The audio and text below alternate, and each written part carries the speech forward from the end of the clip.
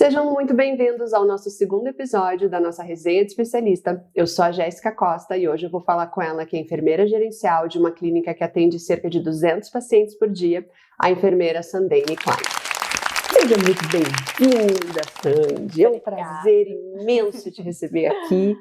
Ai, que alegria. Que bom. Muito obrigada por ter aceitado esse convite.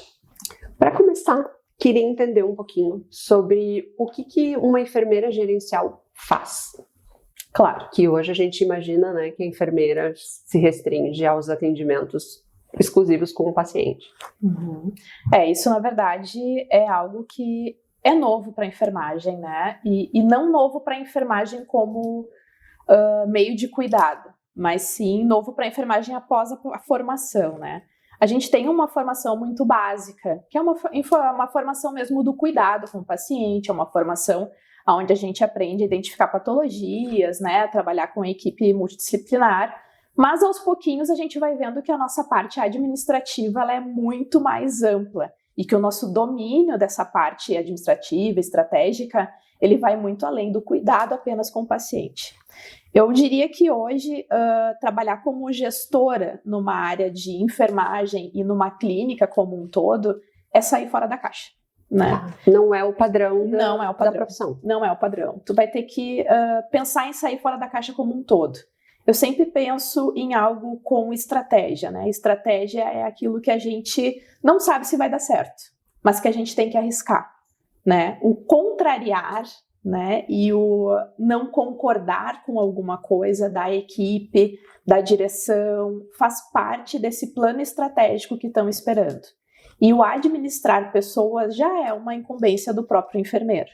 Então, eu acredito que trabalhar em gestão seja isso. A gente sair da caixa com todo o conhecimento que a gente veio da formação, que é aquela formação de enfermeiro, mas pensar além disso, pensar em estratégia, pensar em problemas táticos de como resolver, né? E estar incumbido de várias ações que vão ocorrer dentro da clínica.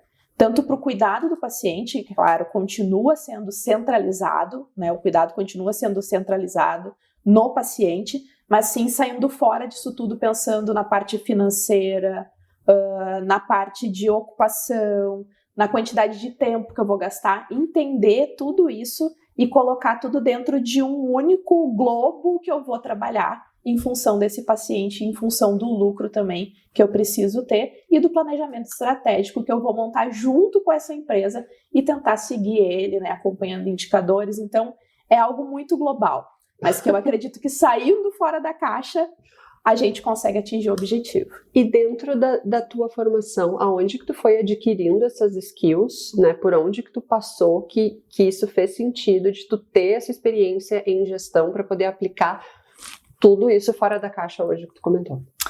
Na verdade, eu comecei sendo trainee, né? Então, eu sempre instiguei muito meu conhecimento, né?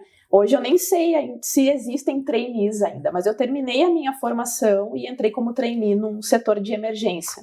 Numa emergência que era pequena, né? Que tinham poucos trabalhadores, eram 2 enfermeiros por turno, muitos pacientes para atender, mas pequena, eram 4 salas, super pequenininho. E essa emergência, nesse tempo que eu estava como trainee, ela quintuplicou o tamanho e não contratou pessoas, o que acontece muito, né? Não estava ainda estruturado para trocar de ambiente, né, de plano da infraestrutura, mas eles queriam trocar o quanto antes pela quantidade de pacientes que precisavam ser atendidos.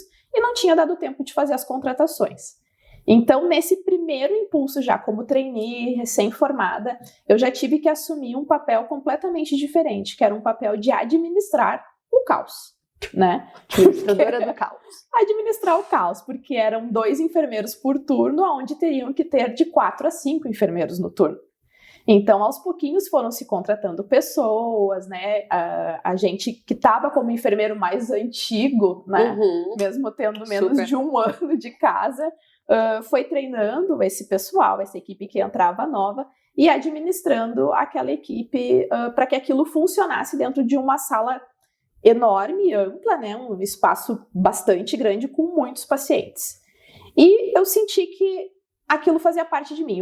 Eu adorava o cuidado, adoro o cuidado com o paciente, mas eu senti que essa parte de administrar, mesmo administrando o caos, fazia parte de mim. Com isso eu acabei trocando, né, recebendo um convite, na verdade, porque eu acho que tudo na vida é network, né? Recebendo um convite para trabalhar no SUS, né, saí desse hospital privado e fui trabalhar no SUS na área de CDI. Isso depois de 1 ano de formada. E quando eu entrei na área do CDI, eu percebi que daí, o que eu vou fazer aqui? Né? É completamente diferente do que a gente aprende na formação. Né? O que eu faço no centro de diagnóstico? Será que eu atendo o paciente? Será que eu injeto contraste? Não. O enfermeiro do centro diagnóstico, claro, ele tem um olhar voltado ao paciente, mas ele é extremamente administrativo. E foi nessa fase do SUS, onde eu fiquei 3 anos no SUS, que eu percebi o quanto a administração, dentro principalmente do Sistema Único de Saúde e do sistema de entrada do SUS, fazia completa diferença, né? O diretor que trabalhava com a gente dentro do hospital, ele sabia o nome de cada paciente que entrava dentro do hospital, porque a gente tinha que fazer um escoamento da emergência, de quem entrava no hospital de emergência, para as unidades de tratamento. Então, ele precisava saber e acompanhar o caso de cada um dos pacientes para ele fazer esse escoamento o mais rápido possível para liberar a entrada. Exatamente, para liberar a entrada. Então, nós tínhamos rounds diários dos pacientes, onde eu demonstrava também e agilizava o processo dos exames para que esses pacientes fossem o mais rápido possíveis diagnosticados e encaminhados para o local onde eles ficariam com uma maior permanência. Isso tudo era um processo extremamente administrativo e não tanto do cuidado direto com o paciente. E dentro disso a gente trabalhava muito com o indicador.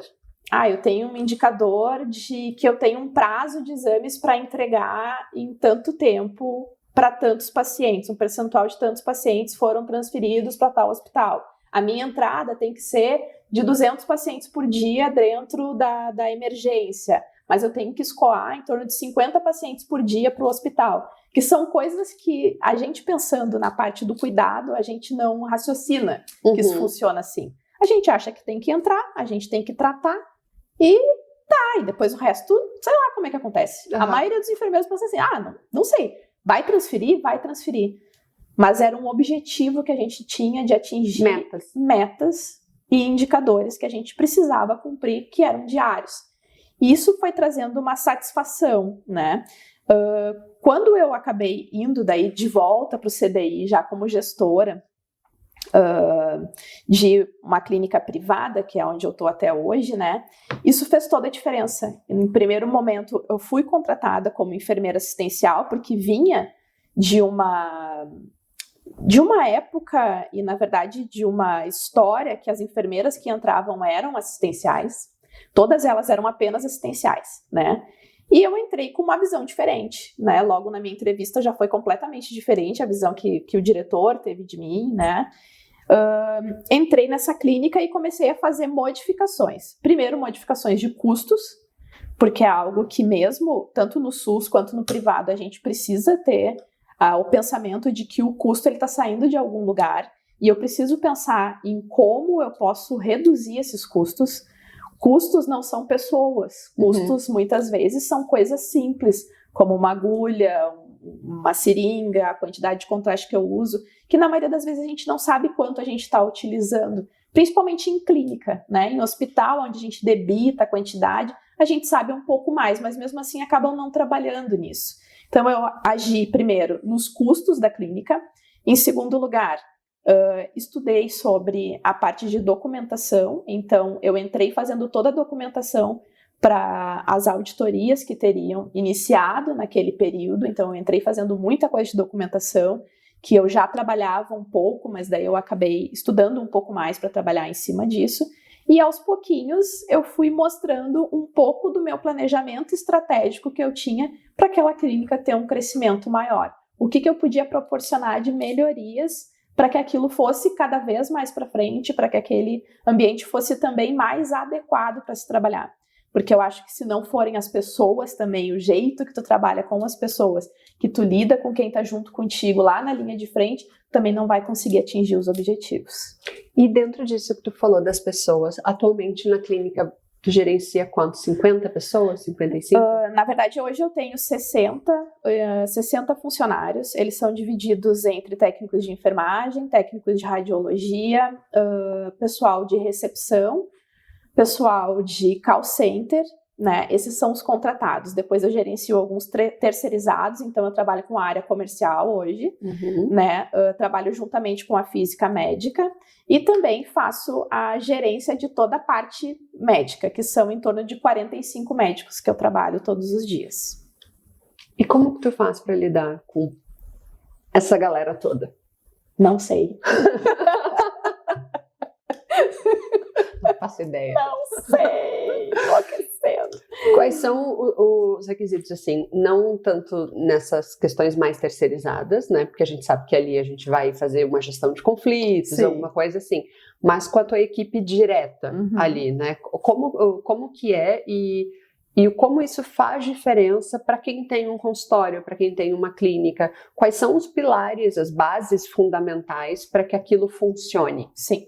Eu acho que a primeira coisa, tenho certeza que a primeira coisa que, quando a gente fez, inclusive, uma modificação no pensamento da clínica, né, para ampliar os nossos atendimentos, é transparência, né? Eu trabalho com muita transparência no que eu faço. Então, todos os funcionários sabem as nossas metas, sabem o que a gente atinge, o que a gente precisa atingir, o que está acontecendo. E eles trabalham junto com isso. Então, a primeira coisa foi esclarecer quais eram os nossos objetivos. Eu sempre deixo muito claro, e é algo que eu falo, inclusive, no treinamento de imersão, né, quando eles iniciam a trabalhar com a gente, que eu não crio expectativas sem que eles saibam quais são as minhas expectativas. Eu acho que isso é imprescindível. Eu dizer para ti o que eu espero de ti, né? E com bastante transparência em tudo que acontece na clínica. Então, normalmente, eu estou próxima a eles, sempre muito próxima, muito disponível, né? A infraestrutura da própria clínica já é uma infraestrutura pensando nisso.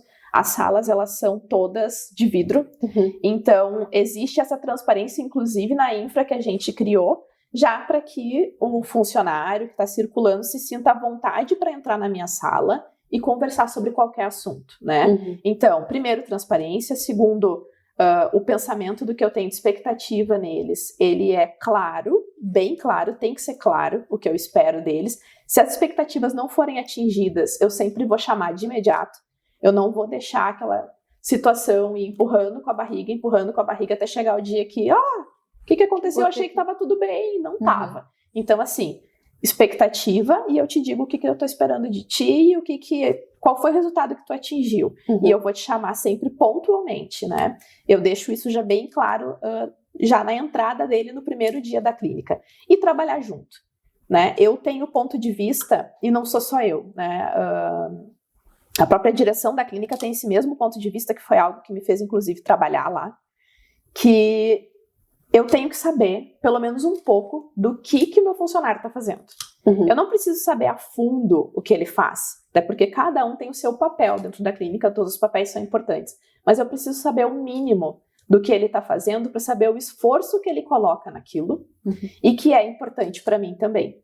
Então, para poder cobrar dele. Exatamente. Se não sabe o que ele faz, como é que vai cobrar? Exatamente. Então, assim, eu aprendi desde o começo do sistema, né? Então, eu faço todas as partes que os funcionários fazem. Então, desde o começo do sistema de agendamento, eu aprendi a fazer a parte de cadastramento de todo o sistema em si, né? Colocação de novos exames, toda a parte de como funciona o laudo, toda a parte daí assistencial, então, de como eu faço a assistência desse meu paciente, de como eu faço a aquisição das imagens, quanto tempo leva, quanto tempo não leva, como é uma imagem boa, como é uma imagem ruim. Então, eu acho que dentro de tudo isso, de toda essa parte de transparência, de saber quais são os objetivos, deixar eles bem claros, as metas, né, os indicadores que eu quero atingir, também a parte de que tu precisa estudar bastante. Tu tá em constante estudo. Tá. Porque tu tem que saber o que o teu funcionário tá fazendo. Porque se um dia, amanhã depois, né, e essa é a minha visão, claro, né, como gestora, amanhã depois falta um funcionário, que eu não chamo de funcionário, é meu colega. Falta um colega, na recepção que seja, e eu não consigo ajudar, Não, eu tenho que conseguir ajudar. Eu tenho que conseguir ir lá e ajudar a equipe.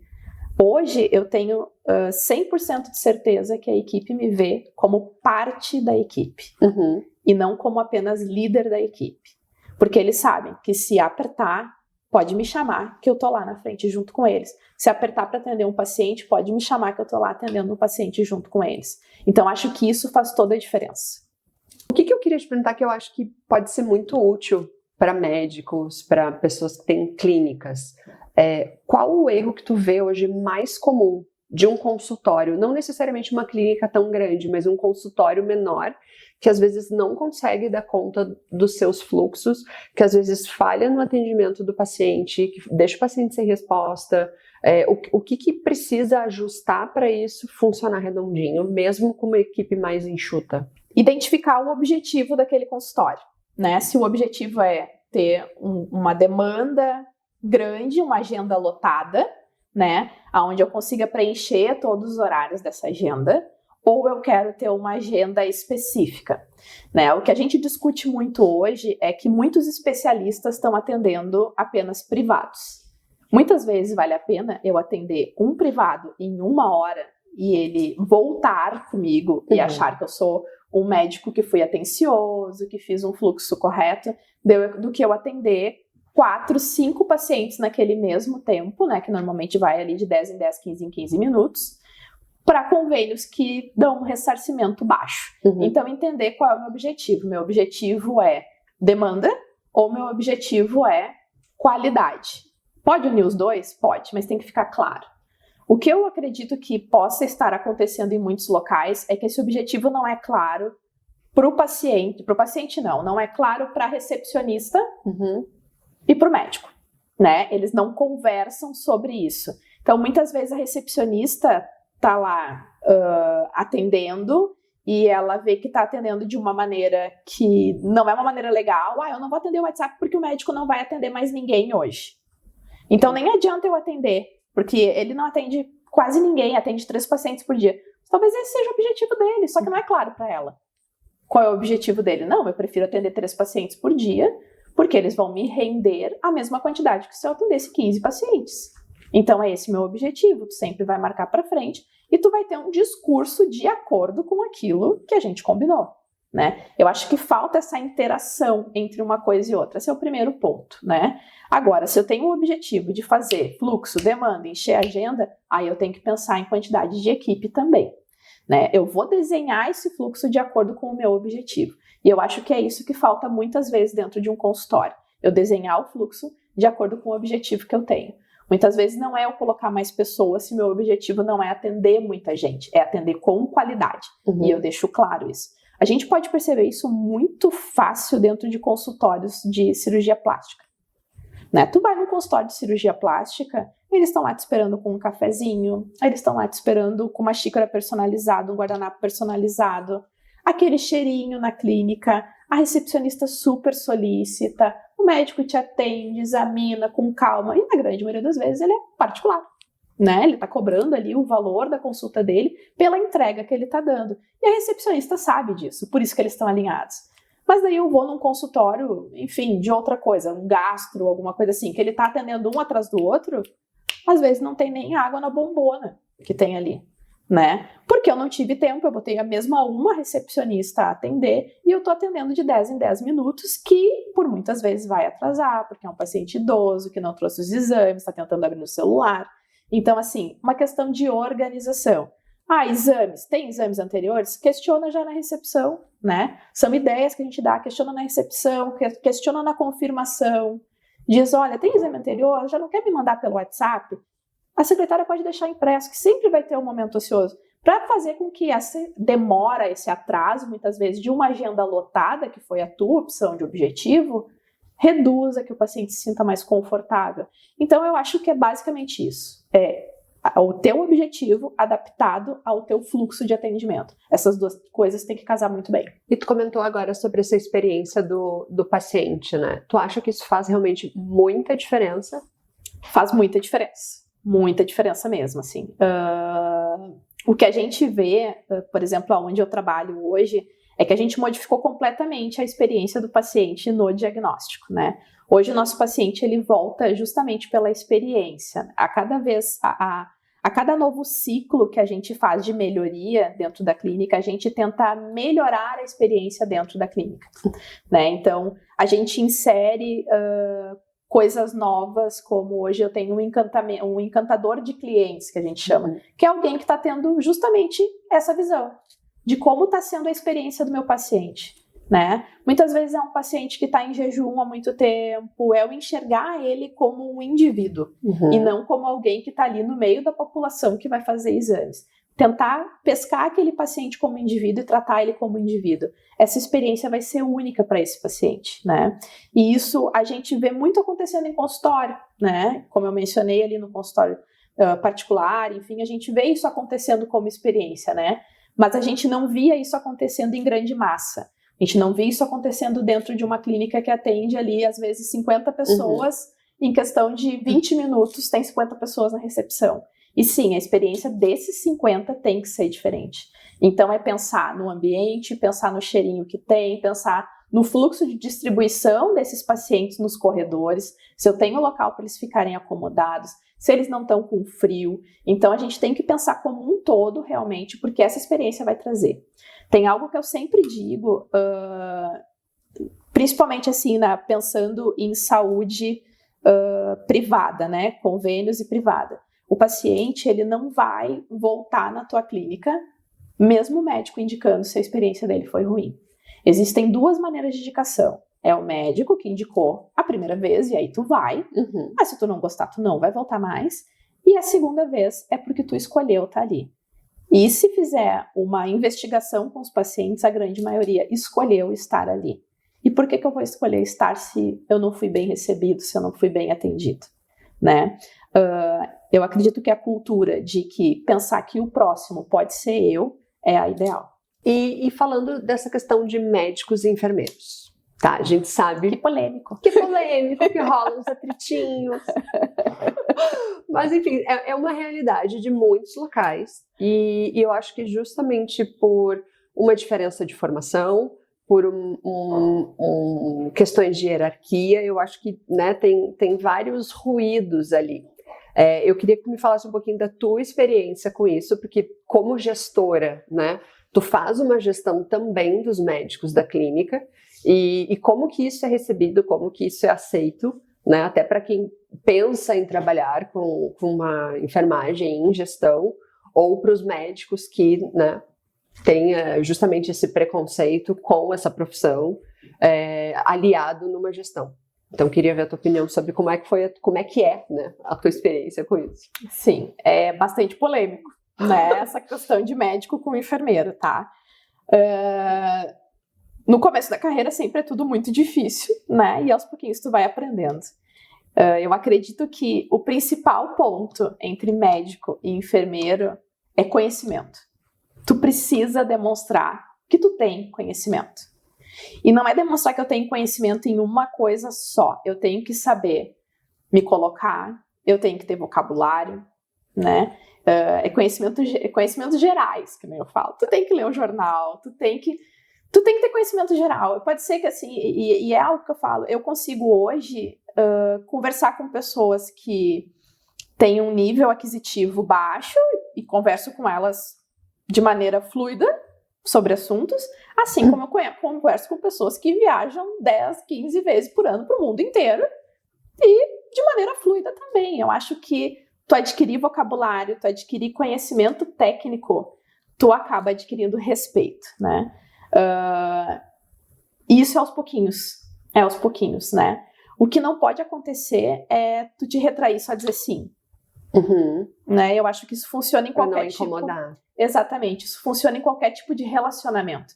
Porque o que a gente está falando é sobre relacionamento de um enfermeiro com um médico, né? E a geração que vem de médicos, inclusive de médicos que se formaram ali há 15, 20 anos atrás, se formaram junto comigo ali, é uma geração que ela vem com um pensamento muito diferente de um médico, obviamente, que se formou há 50 anos atrás. E também, a gente precisa também ter essa noção de que existiu uma época que é diferente. Como que eu vou tratar um médico que se formou há 50 anos atrás? não é o mesmo jeito que eu trato um médico que se formou há 15, 20 anos atrás. Por mais que eu tenha o conhecimento e que esses médicos reconheçam esse conhecimento, eu vou tratar ele de maneira diferente. O que tu não pode é te reprimir para dentro de ti, aceitar tudo, falar que sim, aceitar qualquer tipo de palavras até ofensivas que a gente sabe que acontecem, né? Qualquer tipo de ofensa sem tu te colocar no teu lugar. E o colocar no lugar não é tu iniciar uma discussão. Te colocar no lugar é te colocar no lugar desde sempre. De respeito. De respeito. Eu não me lembro de um momento que um médico tenha sido desrespeitoso Eu ia comigo. te perguntar, já teve uma super treta com algum médico? Na verdade, não é nenhuma super treta, assim. Eu não me lembro de momento que ele tenha sido desrespeitoso comigo, porque eu nunca me coloquei nesse lugar. Eu acho que tu tem que saber qual é o teu lugar e te colocar no teu lugar. E o teu lugar é parte da equipe. Tu é parte da equipe. Tu não é abaixo do médico, tu é parte da equipe. Então, mesmo quando eu era enfermeira da assistência, eu sabia qual era o meu lugar.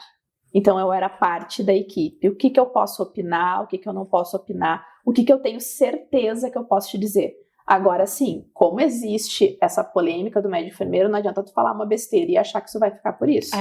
Falou uma besteira, aquilo vai demorar para sair da cabeça. E tu vai ser um enfermeirinho. Entendi. Né? Tu tem que ter conhecimento no que tu fala. Se tu não tem conhecimento no que tu fala, fica quieta. Não fala, entendeu? Não fala. Eu acho que isso em todas as profissões, né? Eu acho que o silêncio, às vezes, é realmente uma bênção. Exatamente. Então, tu fica quieto e não fala nada. Agora, se tu tem certeza que tu tá falando, o respeito, ele vai vir automaticamente, a parceria vai vir automaticamente, né? E funciona muito bem, médico com enfermeira. Se tiver respeito, se tiver parceria e se tiver conhecimento. O médico precisa confiar em ti, assim como tu confia nele. Acho que essas são as chaves. Essa assim. troca, né? Exatamente. E sobre treta, vou contar uma treta. Opa! Foi só no começo da minha carreira, né? Lá eu trainee, queridinha, mas eu sempre fui muito metida, né? Jamais imaginei. Jamais imaginei. Sempre fui muito metida, assim, muito mandoninha, né? Que nem falam na minha casa. E tava lá, e eu era boa, assim, porque eu treinava muito. Tudo que aparecia, eu tava lá nos meus estágios, eu tava sempre, eu. Era sempre eu. Vamos. E tava passando lá o pessoal da residência da urologia, na emergência, né, quando era uma emergência bem pequenininha, tava passando o pessoal da residência da urologia, porque tinha um paciente que ninguém tava conseguindo passar uma sonda nele, uma sonda uretral. Que era um paciente que tinha uma estenose de uretra, né, que é quando fecha o canal da uretra e não passa a sondinha. Tá. Eu passei, o residente tava lá se esforçando, machucando o paciente já, e eu disse assim, deixa eu tentar, porque normalmente eu consigo fazer algumas técnicas um pouquinho diferentes, que talvez funcione. E o residente, muito querido, até porque era residente, não, a maioria dos residentes são muito queridos, ele disse, não, vamos lá, enfermeira, não sei o que, eu te ajudo, vamos fazer junto. Só que nisso, o chefe do serviço estava passando, ele estava na porta, e era um senhor já de 80 anos. Entendi. Que viu dizendo pro residente que eu conseguia. Eu, uma trainee, né, recém-formada, dizendo que eu conseguia. Só que detalhe, eu consegui. Eu não disse que eu conseguia porque eu não consegui, eu disse que eu sabia. Eu consegui, só que eu cheguei e disse pro residente, porque o paciente era um paciente mais idoso, enfim, não estava mais entendendo, né, não estava inconsciente ali, tinha dor, mas estava inconsciente, ele não conseguia entender o que a gente estava falando, e eu disse pro residente, né, eu disse, não, deixa que eu vou, porque normalmente eu consigo passar, que eu tenho uma técnica diferente e tal, e eu tô vendo que já tá sangrando, já tá machucando o paciente, não vale a pena ir para uma suprapública, ou seja, eu discuti o caso com o residente e desautorizei ele a fazer o procedimento antes, né, que eu tentasse. E nisso passou ali esse diretor ali, esse chefe da emergência, né, um senhor de idade já, com aquela cabeça fechadíssima, e passou brabo, olhou para mim e disse, sai daí, enfermeira. E eu terminei meu procedimento, o residente ficou ali terminando de coletar a urina e eu fui, porque eu tinha passado a sonda. Na outra semana ele convocou uma reunião com os enfermeiros da emergência. E ele falou, ele pediu para mim sentar na frente dele, na reunião, né, como nós estamos aqui, com os outros enfermeiros todos olhando para mim, ele disse, isso aqui é uma reunião, porém um monólogo. Você sabe o que é um monólogo? Aí todo mundo ficou em silêncio, né? E ele disse, aonde só eu falo. Eu não quero a opinião de vocês. E aí ali ele me descascou. Descascou. Onde já se viu, falou sobre hierarquia, falou sobre da onde já se viu uma coisa dessas, porque não sei, porque tu fez isso com um médico, porque não pode. Me descascou na frente dos meus colegas. Tá. Terminou a reunião, a gente mudou para outra emergência. E eu, como muito metida que era, óbvio, não baixei a cabeça. E eu era a pessoa que eu sabia todos os pacientes da emergência, que a minha memória costuma ser muito boa. Então, eu sabia todos os casos de todos os pacientes da emergência. E o que aconteceu? Eu virei a referência para ele. Não interessa em que lugar eu estava da emergência. Eu podia estar cuidando da triagem, que é onde o paciente entra ali. E aí tinha triagem, sala verde, sala amarela, sala laranja, sala vermelha. Ele chegava em mim e perguntava aonde está o paciente tal. Não interessa onde é que ele está. E eu dizia, o paciente tal está em tal lugar, está aguardando isso. E acabou nosso assunto. E isso só constata que houve aquele atrito no começo, em função de hierarquia, em função dele não entender qual é o papel do enfermeiro, qual é o papel do médico, que a gente trabalha em equipe, e que depois ele percebeu, olha, ela é boa, né? Ela é boa, ela sabe o que ela tá fazendo. Então, assim, tudo isso foi com trabalho, com conhecimento. Eu tinha que chegar mais cedo, eu tinha que estudar o caso de todos os pacientes que estavam na lista. Tinha que cedinho já olhar no sistema, onde é que tá esse, onde é que tá aquele. Esse é paciente dele, esse não é paciente dele. Esse já fez exame, esse não fez exame. Então, é um trabalho bem difícil. Mas que eu entendi que se eu fizesse assim, eu ia ganhar o respeito dele e eu ganhei. Que bonita! E dentro dessa questão da enfermagem, qual foi a situação assim mais bizarra? Eu sei que tu teve passagem pelo SUS, eu sei que tu teve passagem, né, por hospitais na assistência. Uma situação assim muito bizarra que tu teve que lidar. Teve uma situação que eu não sabia se eu conseguiria ainda. Que eu acho que foi uma das mais difíceis, né? Que eu estava quase me formando em enfermagem e a gente estava indo para Santa Catarina. E ainda era via única, né? De ir e vir ali era mão única. Mão única não, via única, né? Quando uma só vai e vem. E a gente estava indo para Santa Catarina, a minha filha era pequena, ainda estava na cadeirinha, acho que ela tinha uns 2 anos, 3. Meu pai estava dirigindo e tal, a gente estava indo. E deu um engavetamento de carros, né? Carros e caminhão. Eram 2 caminhões e 3 carros, né? Em Santa Catarina, ali em Laguna, né? E quando a gente estava passando por aquele engavetamento, ele deve ter acontecido 1 minuto, 2 minutos antes da gente passar. E a gente passou por aquele engavetamento e eu disse pro meu pai assim, para o carro. E meu pai disse, quê? E eu disse, para o carro. Mas o que tu vai fazer? Não sei, pai. Mas a gente tem que descer, eu tenho que descer, eu posso ajudar alguém ali, sei lá. E isso é uma coisa que eu não esperava que eu pudesse fazer. Eu não sabia o que eu ia fazer, eu não sabia se eu podia fazer alguma coisa, mas eu pedi para ele parar o carro, né? E ele parou o carro e eu desci correndo e ele desceu atrás de mim, branco é um papel, meu pai não aguenta esse tipo de coisa. Eu desmaio também. Branco é um papel. E aí daí eu fui só passando pelos carros, haviam já muitos óbitos, né, foi muito feio, assim, engavetamento, né, e haviam muitos óbitos, então eu já fui passando, fui vendo quem estava em óbito, e tudo bem. Tudo bem, não. Tudo bem, tipo, pra mim, né, tudo tava, tipo, não preciso me envolver não preciso me envolver. Tá. E um dos carros tinham 2 crianças no banco de trás, uma numa cadeirinha, né, que eu nunca vou esquecer, era Matheus, o menino, tinha 2 anos, numa cadeirinha. O outro menino, eu não lembro o nome, mas o Matheus marcou assim, Matheus estava na cadeirinha, atrás do pai, e tinha um outro menino de 5 anos que estava atrás da mãe. Bateu o engavetamento pior do lado do pai e do menino. E aí eu vi que o pai estava em parada cardíaca, né, e eu pedi pro meu pai me ajudar a tirar ele do carro. E a gente tirou o pai do carro. E ele tava com massa encefálica saindo já, né? E aí eu segurei massa cefálica, ajudei ali a fazer a reanimação do pai, enquanto o meu pai e as outras pessoas estavam preocupadas com o menino, porque a mãe e o menino que estavam do outro lado conseguiram sair do carro. Só que eu vi que ele já estava com o olho vidradinho, assim, que a gente fala, né? Então, provavelmente, ele já tinha tido uma lesão cerebral, não adiantava eu tirar ele dali, por mais que ele tivesse com sinais vitais. Era melhor deixar na cadeirinha do que eu mexer e fazer algo pior. Lesão. Eu consegui fazer o pai voltar a ter batimentos cardíacos, o helicóptero chegou, né, e levou o pai, e levou o menino, né, e eu fiquei coberta de sangue, enfim, entrei no carro, meu pai branco, era um papel, assim, parado, estático. Papai super, eu amo muito a minha filha, e ela me mexe em cada uma. E aí ele foi dirigindo mudo, assim, daí eu pedi pra ele, para no próximo posto que eu tenho que me lavar, porque nem luva, nem nada, né, isso é um perigo, tá?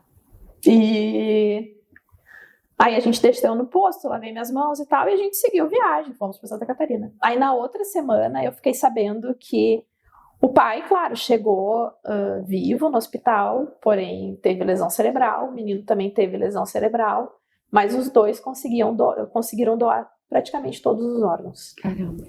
Então, aquilo ali que eu fiz valeu para muitas outras pessoas. E me deu um gás, assim, tão grande de, tipo, agora eu entendi o que eu tenho que fazer. Agora eu entendi que eu sou enfermeira. E que eu tenho que fazer enfermagem, e que é importante. E que eu tenho uma razão de ter... De ter um propósito. Dado, sabe? De ter feito essa faculdade. Porque a gente fica meio perdida, às vezes, não sabe o que vai fazer. E aquilo parece que me instigou pra... Olha...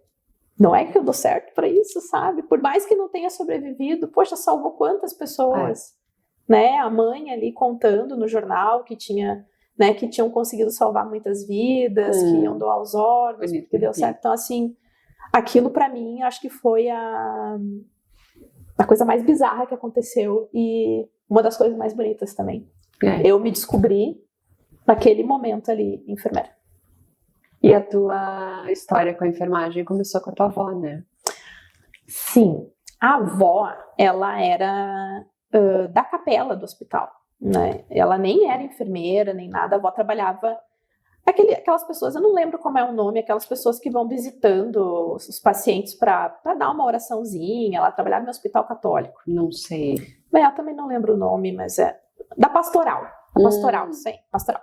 A avó era da pastoral do hospital, então ela visitava as pessoas nos quartos e tal, e ela aprendeu tudo sozinha, porque ela ajudava, né? Ela sempre teve esse instinto de ajudar os doentes, né? Então ela ia na pastoral justamente para ajudar os doentes dentro do hospital, ela era super ativa na igreja e tudo mais. E ela foi aprendendo com a enfermagem, então ela era praticamente uma auxiliar de enfermagem autodidata, né? Ela foi pegando aos pouquinhos. E a avó atendia muitas pessoas em casa, né? Eu digo que a minha avó, ela era aquela pessoa que te cuidava do início ao fim. Porque na época da avó,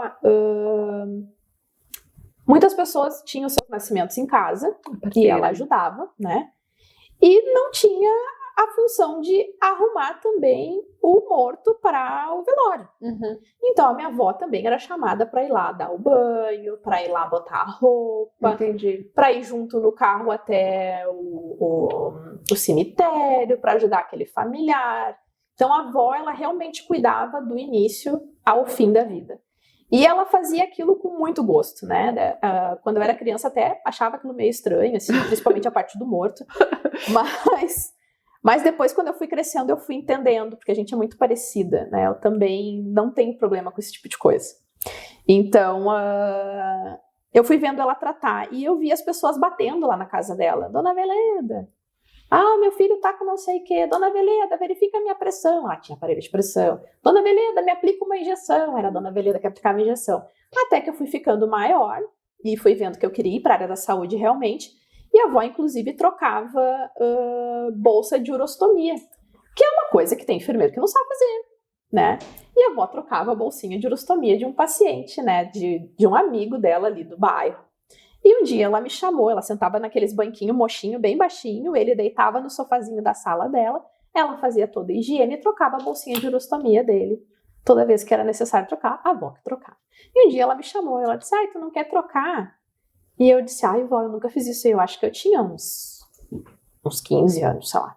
E ela disse, não, mas eu te ajudo, tu vai conseguir. E eu troquei aquela bolsa de ilustamia. O sonho da avó, então, é que tivesse uma enfermeira padrão, porque eu acredito que era o sonho dela, né? Na real, era o que ela queria também para ela.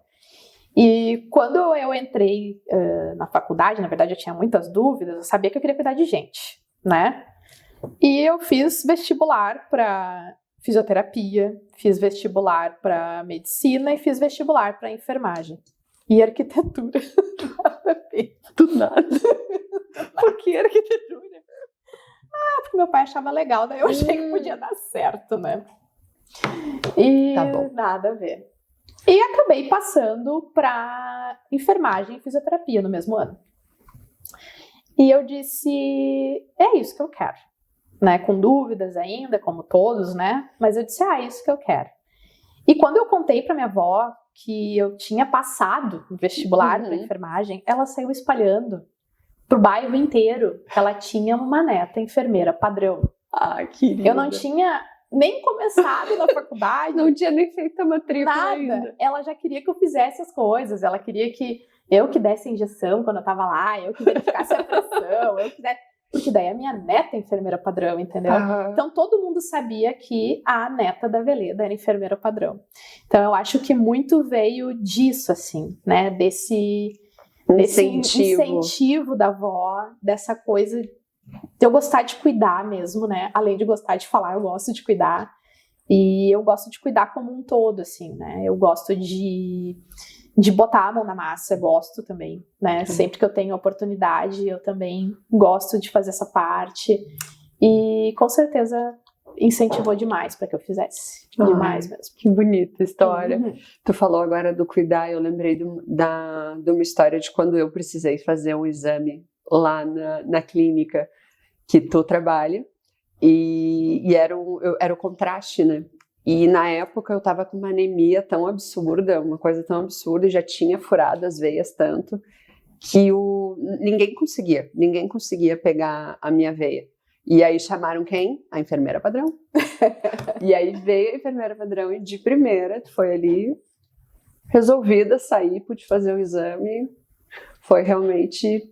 Tem gente que nasceu com a mão para cuidar. E eu acho que realmente é o teu papel. É muito bonito ver a tua história aqui, ver toda, né, desde a tua formação, dos teus desafios e do quanto tu entrega hoje, não só para os pacientes, mas para todo mundo que está sob a tua gestão, né? Isso é muito bonito. Muito. Parabéns por essa história, foi muito legal poder te conhecer um pouquinho mais. Muito obrigada.